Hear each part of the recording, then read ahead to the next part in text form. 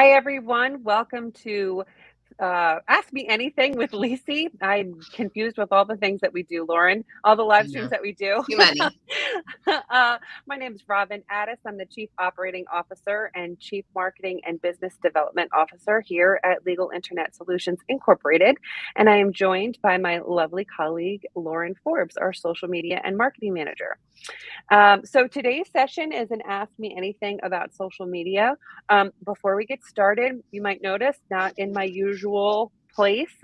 If you've been following along on LinkedIn with me, I'm having all sorts of like ridiculous back issues. So I am like situated in a pillow cloud situation in my living room right now, just to help, a different place. Right, Lauren? Yes. And I believe you're accompanied by your two puppies, right? Well, actually, I just kicked them outside right before Oh, we went live because heaven forbid I had one like jump through the true. middle of the thing. Yeah, it's probably That would better have been off. right. That would have been a star Yeah. performance. um, well, so, we've done this before. If you've joined us before, you know how these things work. This is an Ask Me Anything session. We want to answer your questions. We want to hear from you. We have some questions that came in before the broadcast that we'll start addressing. In the meantime, if you wouldn't, mind dropping a line in the comments, say hi, tell us you're here, and we'll get started on some of these questions. We're going to be talking about all types of social media things, not just LinkedIn, but LinkedIn, Facebook, Twitter, Instagram, TikTok, all the things, which is my favorite thing. So, okay, Lauren, here's a question. I'm going to start off by asking you this question that came in. Okay. What kind of subject matter should appear on each platform? Good one. So I think it depends on your company and what your company does. But typically, and we can use us as an example. So for LinkedIn, it's a business platform. So it's where you make connections. It's where you try and connect with your clients and your prospects. So you want to use LinkedIn more on a business sense, what your company is doing. Show off your blogs, show off your employees, show off any awards that you might have gotten. So I would stick to that or those things as far as LinkedIn. For Facebook, they tend to be more sort of a personal focus. Whether it's employee relations, if it's somebody's birthday, if they got an award. What is your community involvement? Are you running any type of contests? Something more a little on the lighter side. However, it is also good to put some of your business aspect on there as well, because you never know if your clients are on there or not. So it depends on, number one, I believe, is where your audience is. So Yeah. if your audience is more on LinkedIn, that's where most of your stuff should be. If it's on Facebook, same thing. Instagram, that's more of, I think it's a combination of the two, I would say. Can definitely get a little bit more personal. It's very image and video heavy, so less text. There's your stories and your reels. So a space where you can play around with the way things look and how you want to get that information out to your audience. Mm-hmm. And as far as Twitter, something to keep in mind, that is the smallest platform as far as character count. I think Mm-hmm. it's only like 280. So for Twitter, I think that's more of your alerts, more of your, hot topics, your breaking news, quick hit information that you want to get out there to your audience. Yeah. And I agree with everything you just said. The only thing I would add to that, and you sort of touched on this, where is your audience? Mm-hmm. And I think of that, not just, there's multiple layers to that. Right. It's what type of work are they doing or what industry are they in, but also generationally. Mm-hmm. So if you are a business to consumer law firm, maybe a plaintiff's firm, and you're going after people who have potentially going after, if you're seeking potential plaintiffs Mm-hmm. who have experience some sort of injury that's typical of potentially an older generation, Right. Facebook might be the right place for that. Or if you're seeking, people who are maybe in their 20s, early 30s, Instagram might be the right place for that. So you kind of have to, I always call it like the decision tree. Who am I targeting? What type of content am I targeting with them? What's the message I want them to take away? And so Mhm. you can kind of do a mix. It's like you're saying, you can do a mix on each of the platforms. But the number one thing we always say is don't post everything on the like don't post the same thing across all the platforms in the exact Right. same way, Yes. because you're just kind of spraying and praying and hope that something sticks. Yeah, and I think that's where your content calendar comes in. Mhm. Spread it out and get it out, and your message will be seen one way or the other, depending on where your audience lies. Right. 100%. So that was actually, I just see that was another one of the questions that came in. Do I post the same content everywhere? And if not, why not? We just talked about that. Hmm. Um, so this question is interesting. Should I be on other platforms? So I think it depends on which platforms you're on. Right. I think there's a question of whether or not you should be everywhere Hmm. and sort of take this universal approach to everything. And I think an argument could be made sort of on either side of that. But you should only be present where you can put effort in consistently. And Hmm. that might be once a week. That might be once every a couple of weeks. Ideally it would be more often than that. But if you can consistently be present and grow your audience because they know what to expect, that's where you should be present. And if you should be present where you're comfortable. We have a client, Lauren, as you know, we have a client who said, I'm not going to be like the dancing lawyer on TikTok. This person's interested in exploring TikTok, Right. and their practice definitely lends itself to a TikTok type platform. Hmm. But they're not going to be doing crazy, silly videos and diminishing their own personal brand to sort Right. of meet the moment on that platform necessarily. They're going to figure out how to leverage it for, and combine it with their own brand. Yeah, and I think that's an important thing that you mentioned about personal brands.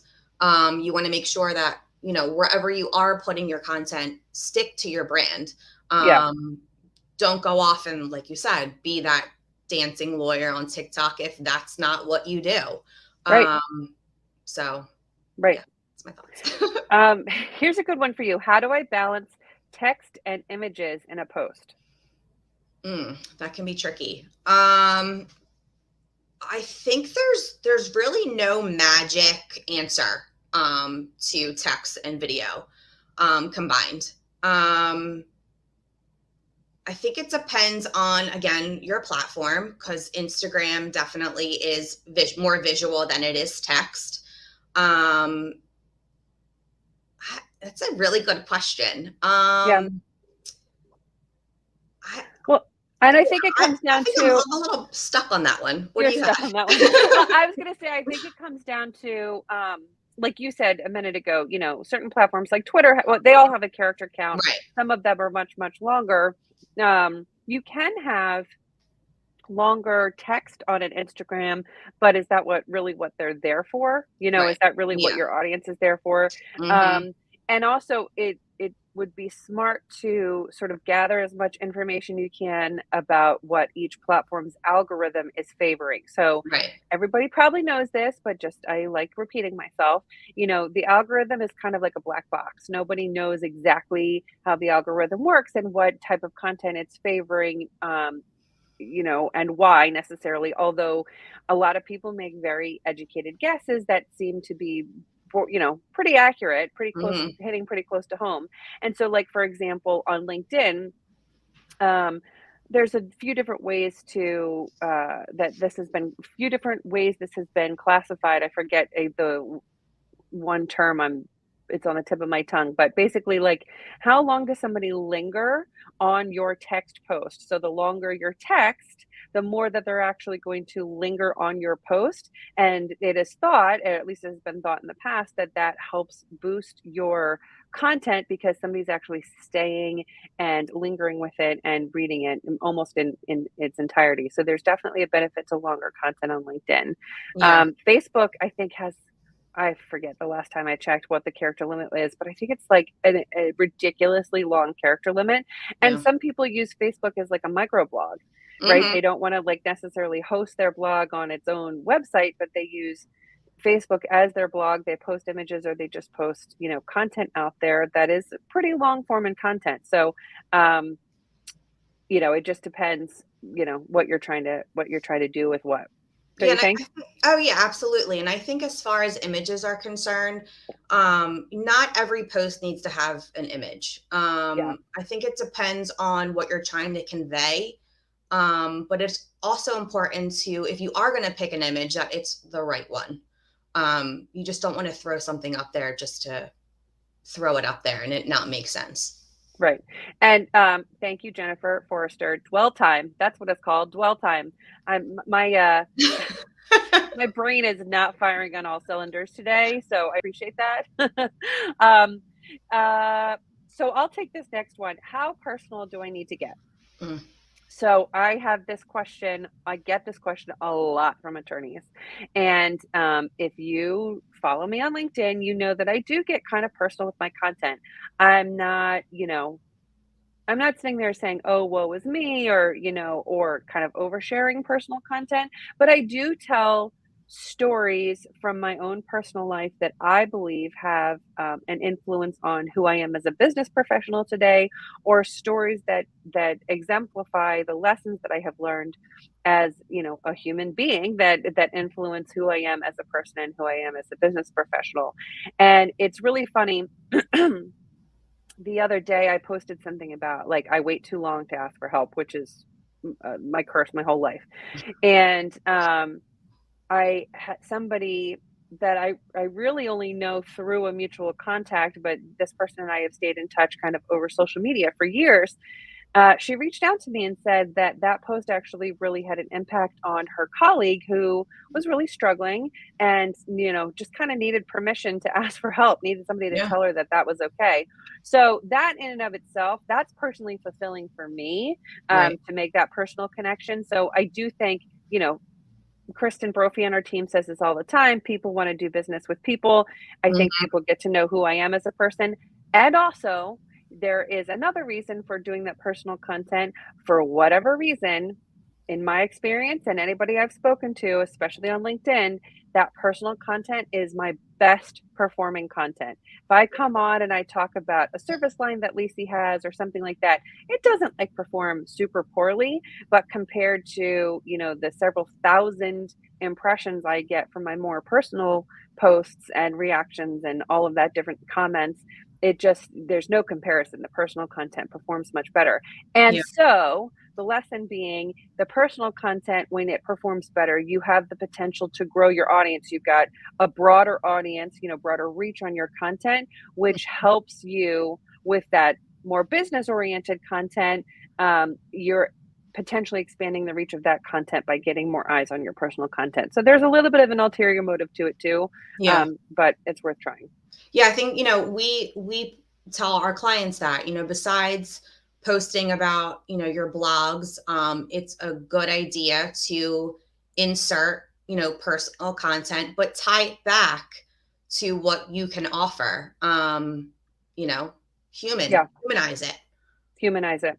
And I've said this before too, and I came up with this one time randomly on a call and I've loved it ever since. You know, think of yourself to your point, you shouldn't just be sharing stuff about yourself like your accolades and your accomplishments all the time. Right. When you go stand in the middle of a networking party and stand on a soapbox and hold up a poster that says, "I just won this award," and just sit there and scream it out into the void and then like walk away.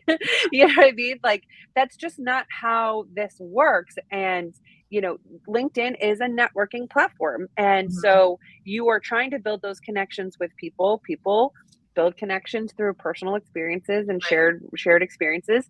And, they are more likely to give 2 cents about that the more personal accolade type things or other things about your business if they know who you are as a person. Yeah, I mean, So if you can show them that you've either had the same experience or you've had clients that had the same experience, uh-huh, they're more yep. likely to reach out and maybe you could turn that into business. Exactly. I mean, yeah. This one is good for you because I know you're dealing with this all the time. What tools can you utilize to post to social media? Oh yeah, that's a good one. And I think Kristen and I touched on this subject last week Yep. during our live. So Lisi uses HubSpot. I go in, I'm the one that usually will go in and post on behalf of Lisi. So we use that tool to post on multiple platforms. It's great to do it, that second. It's great to schedule it out, to have it posted at a later date. There's other ones also called Buffer and Hootsuite. They're all pretty much similar types of tools. Each of them obviously offer different aspects, but we personally love HubSpot. I know there's some that I probably missed. Is there ones that you want to talk about or mention? Or I mean, I know of others. I think Sprout yeah. Social is one. Oh, I've right. only Mhm. ever used HubSpot and Same. Hootsuite personally. Mhm. Um, the one thing, this isn't for posting, but the one thing I learned about it last year or the year before is a tool called Oh, shieldapp.ai, Shield mhm. app, and that is for your personal LinkedIn profile analytics. Yep. It is, I'm going to be honest, it's a little wonky. I don't know this to be true, but I suspect that this was something that was created by some very entrepreneurial post grad students Mhm. in Europe somewhere Yeah. because their customer service is all like a bunch of young post grad ish type people in, I think, Mhm. Denmark. And it's a little bit wonky and it can get a little bit kludgy, but there is no other platform I am aware of. And if you know of one, tell me in the comments here because I'm interested to know this, but there's no other platform or tool that I know of that gives you gives you analytics on your personal LinkedIn Mhm. profile. All Yeah. of the ones that we've looked at, and you looked at a dozen of them Mhm. easily, they were all company pages. Right. Um, so it's not for posting; it's just for analyzing. But it is really interesting because you can tag the type of, if you use content pillars, you can tag your content by your content pillars and blah blah blah Mhm. blah blah. And you can sort of see what content performs the best. Which, by the way, going back to the previous question, when we said, I said that your personal content performs the best. One, that was my intuition, but two, I proved my own theory through Right. Shield app by just seeing my personal content. Yeah, I mean, it's great having analytics on your own personal stuff so you can see what Yeah, is performing well and, kind of stick down that path. It doesn't dig into exactly who from, which companies are looking at your stuff, but it does right. give you a good sense of, what companies and from what industries. So you can use that as far as, your audience per se. Right. And that's a good thing for you to point out. You're not going to be able to necessarily find out any more information about the people than you would, it's follows LinkedIn's privacy. If Right. somebody sets themselves to private or whatever, you're not going to be able Mhm. to go around that. But you can see, the trend line of how many impressions your content's getting and how your followers are growing and stuff like that. Those are just two that sort of pop out to me. Mhm. Yeah. Um, so, and I could go down I was about to go down a whole rabbit hole about vanity metrics. We can save that for another time. um, okay, what's another question here? Um, what is the best practice for closed captioning and accessibility for video? The best practice is to make sure that your video always has closed captioning. I can see um, you going like, "This is is this a trick question?" um, there's been studies, and I believe the one metric that I saw was like 85% of people actually view video without the sound on. So, Mhm, with that said, having the captions is extremely important so that they know exactly what is being said in your video without mhm, actually hearing it. yep, And it's also good for, ADA purposes. mhm, Um, Yeah, I mean, I would not put a video up without having closed captions for sure. Yeah. Yeah, and a lot of platforms, like if you're watching this live right now, you're seeing automatically generated captions, Mm, which are fine, but we would recommend to you, and this is what we do, we go back in and we get what's called an SRT file of the captions, which um, I'm going to mess up the explanation, but it's basically just a close connect file that you can marry with your video file so that you can make sure that the captions are actually what you're saying, and that everything is spelled correctly, etc. Because the AI captions are pretty darn good, mhm. and that's great. But there are little things like I know whenever I say Lisi, I've seen the automatically generated captions spell it Leesey instead of Oh, Lisi. So little nice. things like that you can just fix. Yeah. Yeah. Um, so you do this a lot for us, for Lisi in particular. Let's talk about video and social media. What kind of video can you create? Especially, this is especially pertinent.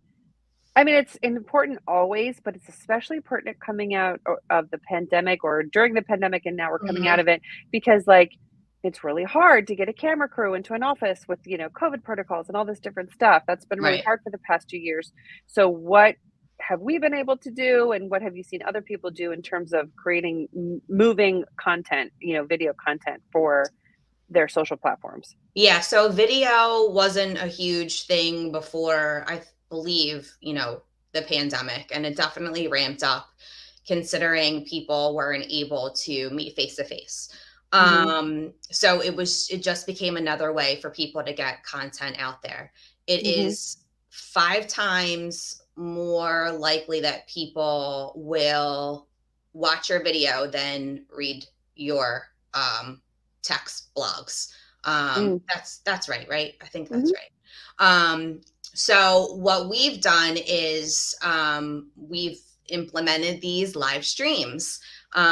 We have implemented almost like we do infographics, and I turn those infographics into sort of kind of slideshows. Um, you can implement, you know, words on top of it. You can add music to it. You can add static images. You can add video. We use Canva to do a lot of those. Um, all you really need is, a laptop, a computer, an external or regular, a video microphone if you have it. Doesn't take a whole lot. Doesn't take a whole lot of money to produce a video and get your content out there. Yep. And so that being said, because I just had our one more thing podcast exclusive Oh, right, with Rob. episode with Right. Rob. Yeah, with Mhm. Rob in February. We talked about the fact that yes, there's so much that we can do on our own, but there's a difference between what you or I are able to do in Canva, which is a lot, Sure. and what Rob is able to do in terms of just even like video quality, right? Right. Like our cameras on our phones are pretty darn good, Mhm. and you can set them so they get really high quality video. But there's just a different level that like a videographer can Oh, provide. So absolutely. Yeah. yeah, but I mean, start with what you can and go Yes. from there. Yeah. Yeah. Um, okay. As a marketing manager, my lawyers will just not get on board. Is it better to have nothing than to have a crappy social media presence?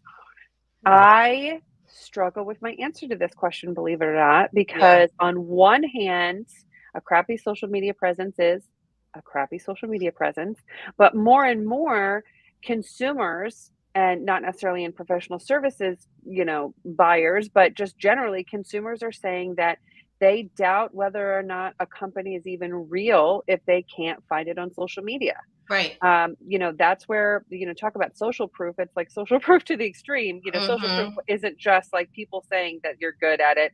It's that you even exist or even Right. real. Yeah. And that doesn't mean you have to be on every single platform, but I do think you have to be somewhere. And so Mhm. if your lawyers just won't get on board, I understand, I've been in your shoes. I've been where lawyers are just really apprehensive. They don't want to look foolish. They don't want to, um, be perceived the wrong way. They don't want to say the wrong thing. Social media is scary. Mm-hmm. I think it can be very scary, especially for generations that didn't grow up with it. And like, Right.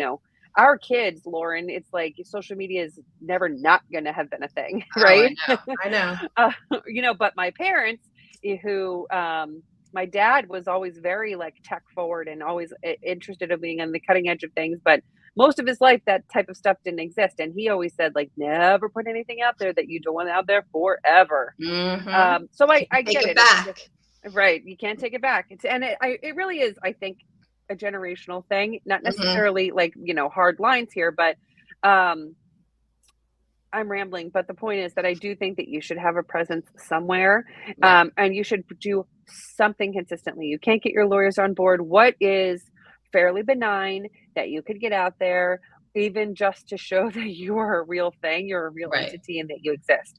And I said this a minute ago too. Ideally, you're going to be posting consistently and frequently as per the platform. It's anywhere from several times a day, potentially on Twitter, to, well, 2 or 3 times a week on LinkedIn. Mm-hmm. So, you don't have to be like 5 times a day on LinkedIn necessarily, but could you get like once a week? Could you get once every 2 weeks to start? And then Right. maybe as they sort of like, as they see that people are interested in their content, maybe that'll interest in them and doing more. Don't you think? Yeah. Oh, absolutely. And I think so too. Nowadays, um, people go to social media, to LinkedIn, to Instagram before they even go to your website and look for your bio. 100%. Yep. So You're it's totally right. important that you're out there. Yep. 100%. Only one of my groups is really on board with social media. Is it okay to do social media only for them, or does it have to be a firm-wide effort? I think it depends on the firm. Hmm. I mean, obviously, that's like a Yeah. safe answer. Um, you know, I think so. There are a couple of different ways that you can do this. So, and I just fall back on LinkedIn because it's the platform that I use the most and the one that I like the best. So let's just talk about LinkedIn. On LinkedIn, you can have a company page, um, for your firm. So it's like ABC Law Firm. And then you can have showcase pages that are showcasing like specific elements of the firm, and where you can curate a more niche audience. Hmm. Um, depending on, let's say you are a corporate defense firm and you want to have a showcase page about your, preeminent trade secret practice. And so can create a showcase page to curate that more tailored community. That's one way to do it. You could do, I personally can't see myself recommending a page for a practice group before a company page for that firm exists. Yeah. It just feels disjointed to me. So again, even if you're not necessarily posting, like, here's one thing you could do. You've got a company page for ABC Law Firm and a practice group company page for ABC Law Firm. And so maybe the company page is sharing the practice group content on its company page. So on the firm's company page, so at least it has something going out, but you don't Yeah. necessarily have to think of specific stuff. And also too, it's one of those things, we all know this. I'm competitive, so it's okay for me to say this. Lawyers are competitive. It's like, hey, so and so is getting this attention. Why aren't we doing that too? Yeah. And again, too, not to be flip, but law firms and lawyers kind of, it's like a race for second. And so if they see somebody else doing it, if you've, again, I'm babbling, sorry, too much medication for my back, but, my argument would be, okay, you've got one group who wants to do it, seize the opportunity with the group that wants to do it with the right, within best practices.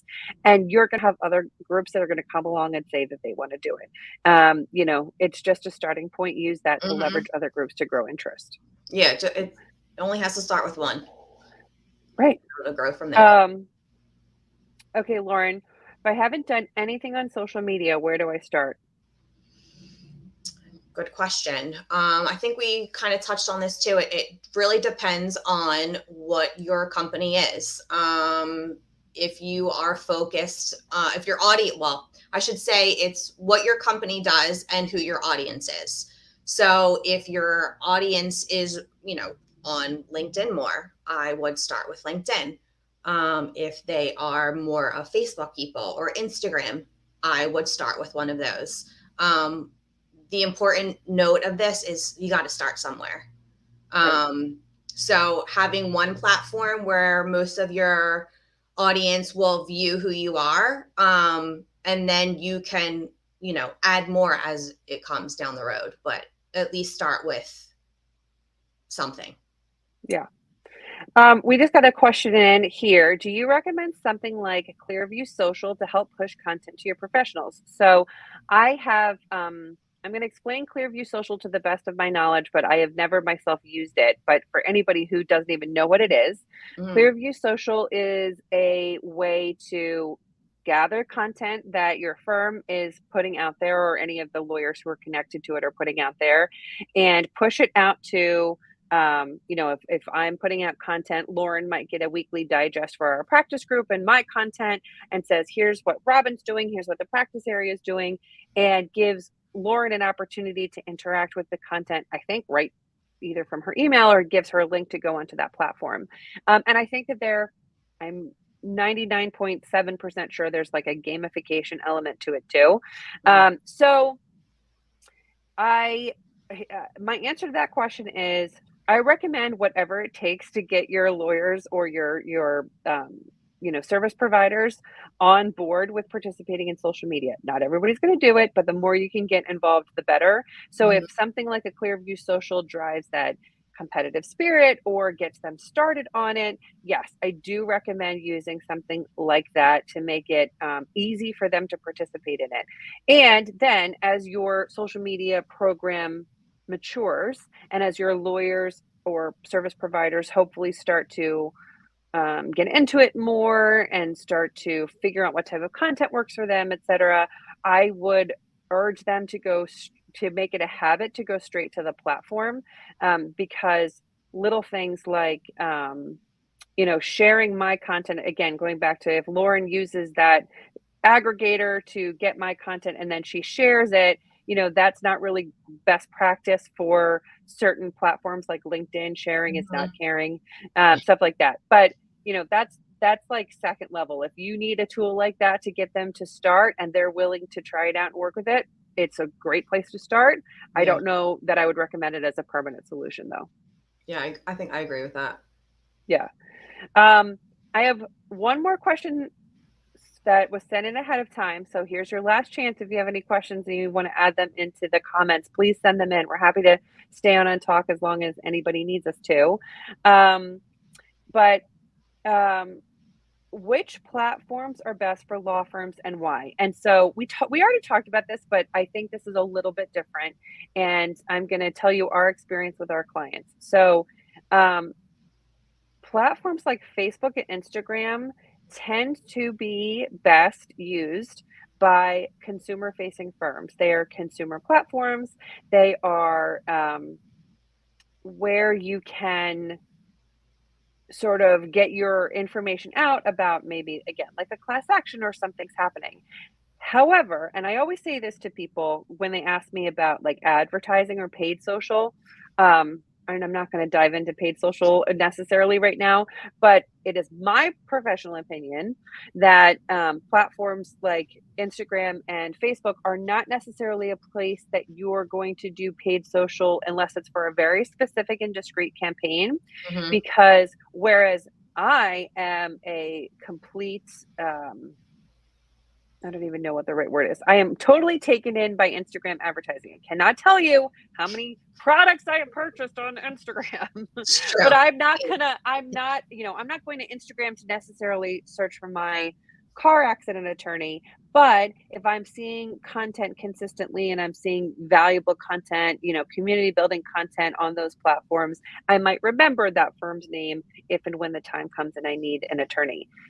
Flip side of that, you have a very discrete campaign, you have a very finite time to get the word out about something, gathering, forming the class and all that different stuff, then yeah, paid social might work on there.